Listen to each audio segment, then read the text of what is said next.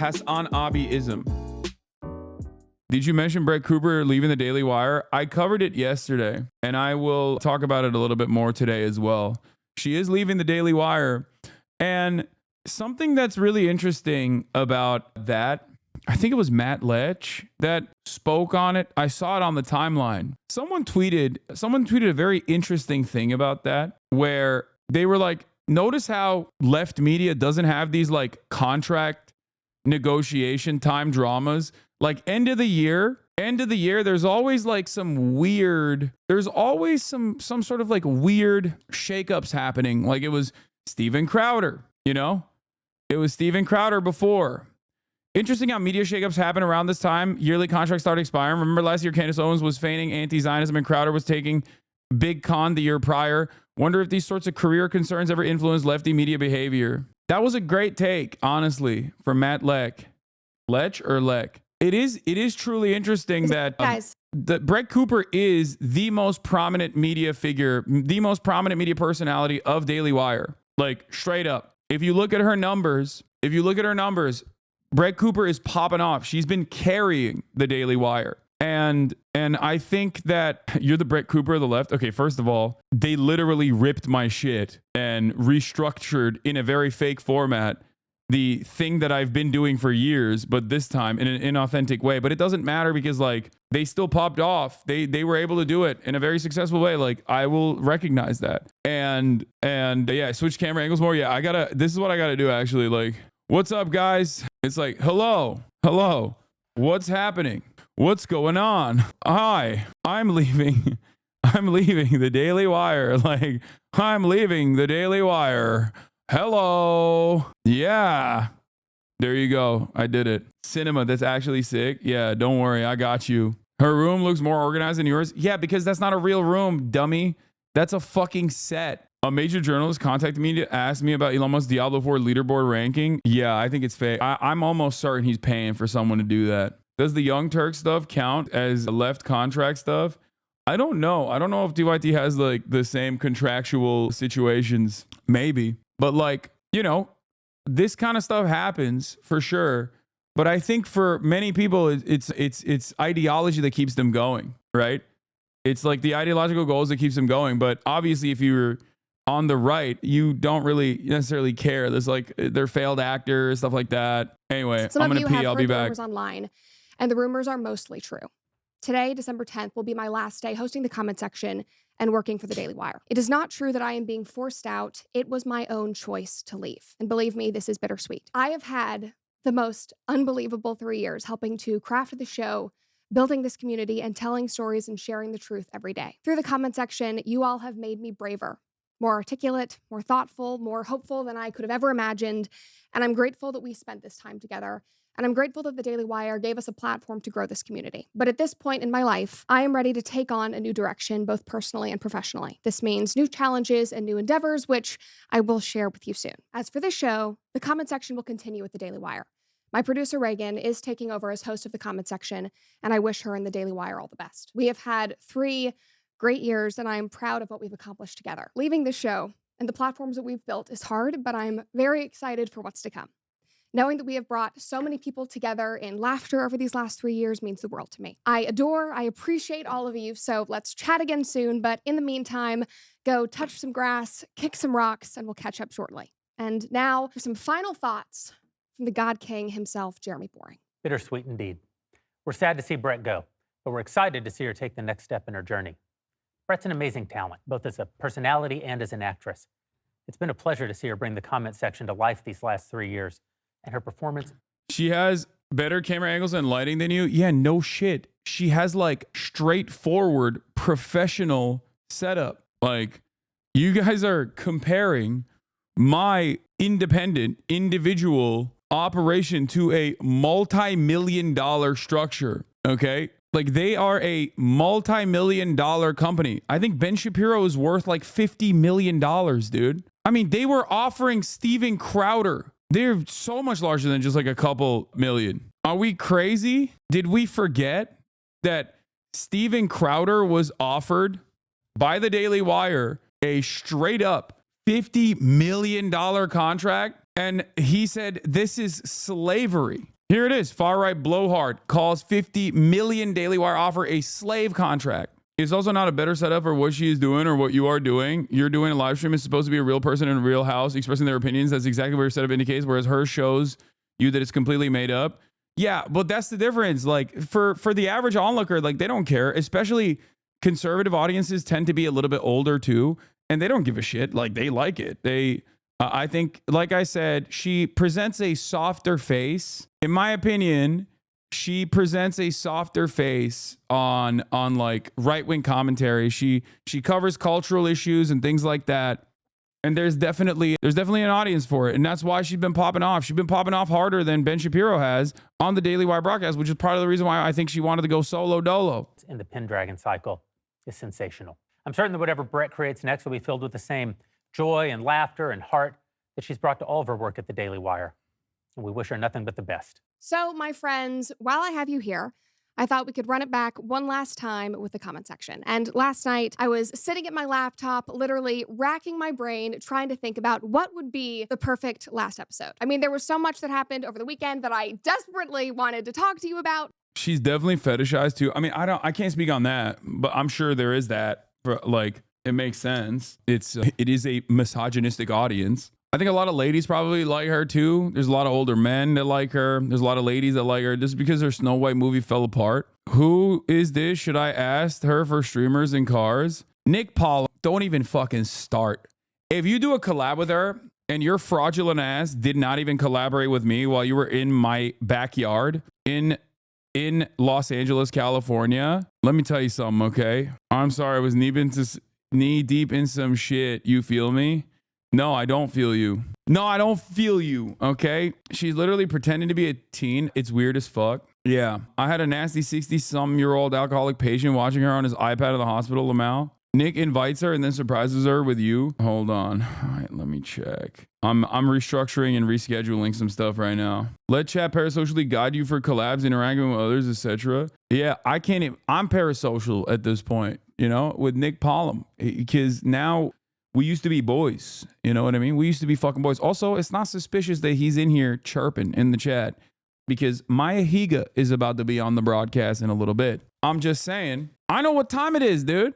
I know what the fuck is up. Yeah. With me and Nick, we used to be boys. Now it's parasocial. Now that he won awards and shit, he doesn't fuck with me no more like that. It ain't like that. Do you think Ben in the Daily Wire in cope mode over this? I mean, I would be if I had like a media franchise and I lost my fucking star because I did not retain her talents by offering her a pretty solid, then yes, I would absolutely be a little bit shaken by it. You know what I mean? I am sorry. I will be there next time. Okay, it's my fault.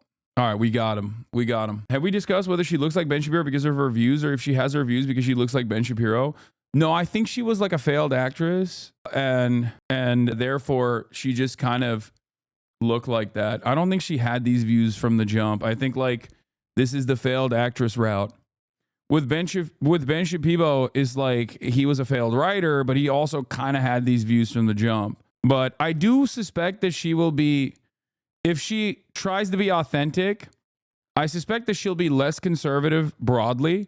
But if she wants the hits, if she wants the clicks, if she wants the grift, she's going to have to be a lot more aggro and a lot more overtly right-wing. So we'll see. So yeah.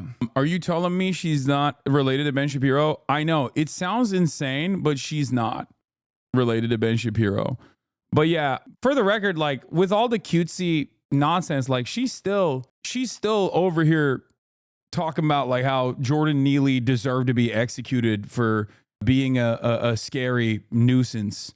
Okay, just so you understand, it's not like she's a nice person. She just has the aesthetics. She presents the aesthetics of like a softer, gentler approach. She's a Ben Shapiro with a filter. Nice of you to support independent media. Wait, what? I don't follow her on Instagram, but I did follow her on Twitter. I don't know why you had to fake this. I did recently follow her on Twitter because I wanted to see what was going on with this. I wanted to see where she'd be going next. Yeah, Brett's fans were all creepy old men fawning over a hot young girl streaming from her bedroom. That show was never about Brett giving actual political analysis. It was about using a cute young girl to reassure how right and in touch old conservatives are. There's a reason all the guys on Daily Wire have desks in offices and sets and smoke cigars where bread is a colorful children's bedroom as hers. Yeah, I think they wanted to make inroads with a younger audience.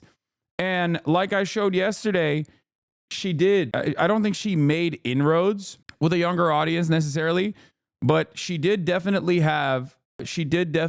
get a lot of play. She was kind of carrying the franchise a little bit. Like she was the Daily Wire's most successful entity. Okay. Why didn't she stream? Seems like they tried to emulate streaming, but it was all scripted. Yeah.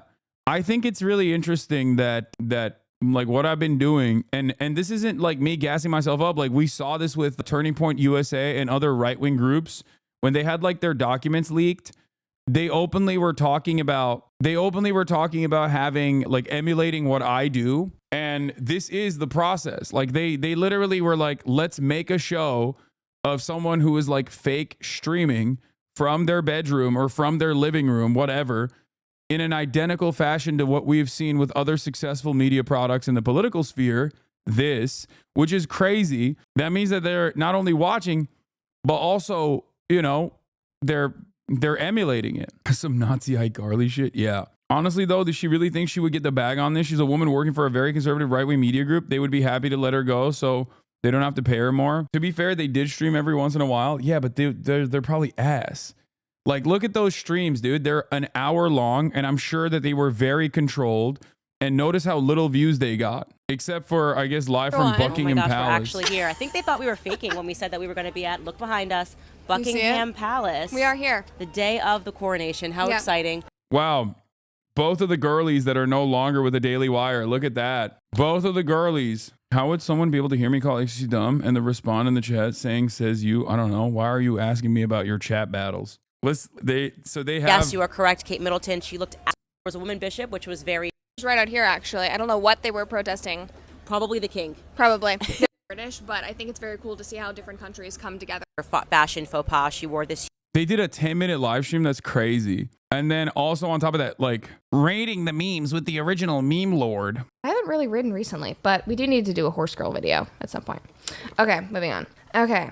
That's good. That looks like every person that I react to in a TikTok. This is basically every person.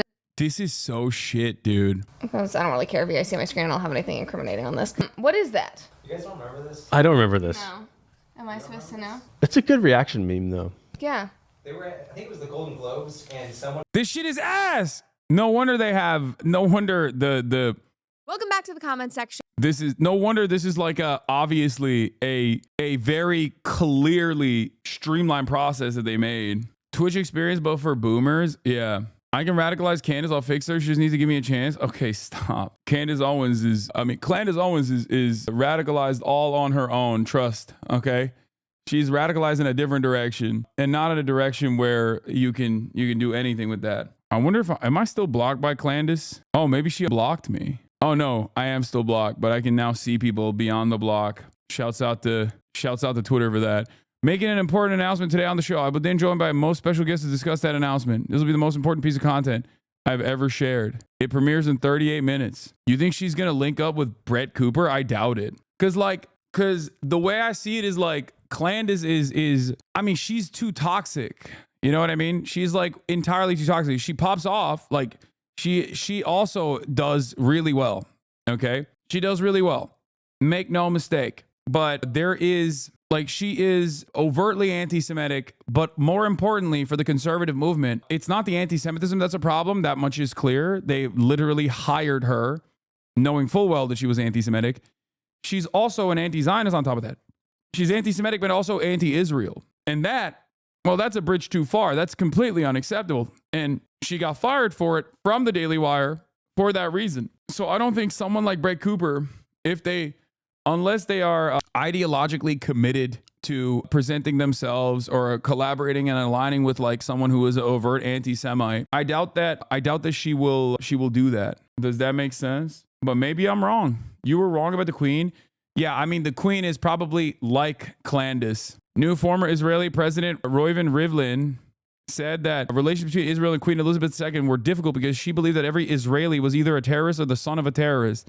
yeah, I think the queen probably has a different approach. You know what I mean? I don't think she's like a diehard anti-Zionist necessarily, but in the Candace Owens type. I suspect she's on the Candace Owens category. Well, I mean, also she was alive when they did do terrorism. If you listen to my Oxford and Cambridge speech, I brought this up, but like the people that did the acts of terror that were responsible for the King David Hotel like bombing campaign that killed a shit ton of people, that killed like 91 people, were never allowed back into the UK because they were considered terrorists.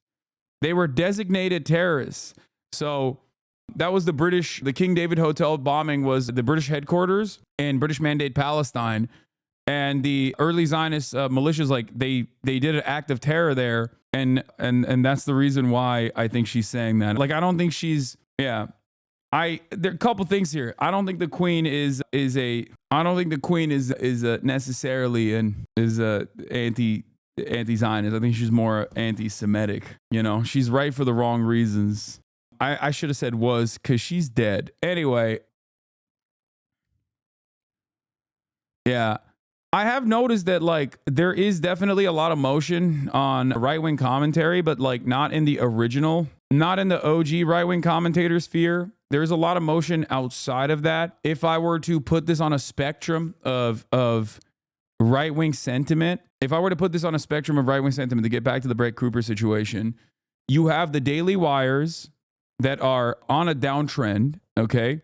You have the Daily Wires that are on a downtrend. You have the Steven Crowders that are dying, right? Like they're done, they're cooked. But then there's a crop of like much edgier, much more insane right-wing content creators out there, like the Candace Owenses of the world and the Tyler Hitler Veras of the world. And even someone who like Asmongold, who have leaned into this like, I like the Tyler Oliveras of the world attitude. And those guys are popping. Like they are putting insane numbers on the board. They're putting numbers on the board like I've never seen before. You know what I mean? Like it's a little bit meta chasing in the case of Asmongold, I would say, because I don't think he has like a coherent, consistent world view that revolves around, you know, consistently hitting like right-wing talking points. But it's like, I mean, look, the shock of truth we just found out, CEO killer, like his company suddenly no longer care about DEI after Trump's win, 1 million views. Like he's always had a relatively socially conservative bent when it comes to like DEI, woke shit, wokeness in video games. And he has found a comfortable space in talking about, like, you know, right-wing politics in general. His views is pixelated titties are good and woke is bad. But yeah, it's, you know, this stuff is banging. Like his like super basic right-wing, like look how stupid the liberals are content is popping off. Now, having said that, outside of that space, like the Candace Owenses of the world are popping off as well. A lot of people also in the podcast sphere, are you know, tremendous play. All the top podcasts are incredibly right-wing. You got Candace Owens, Tucker Carlson. Like, I'm not even talking like regular old Republican right-wing. I'm talking like Christian nationalists, openly saying like insane hysterical shit about Christianity, leaning into overt anti-Semitic sentiments. So it's bad. It's not good, folks. It's bad. Some of them are connected with the manosphere. A lot of those manosphere guys are also in the way that they are leaning. A lot of those manosphere guys in the way that they're leaning into like right-wing commentary, they've also increased the stakes a lot, you know? All the while, we're still here.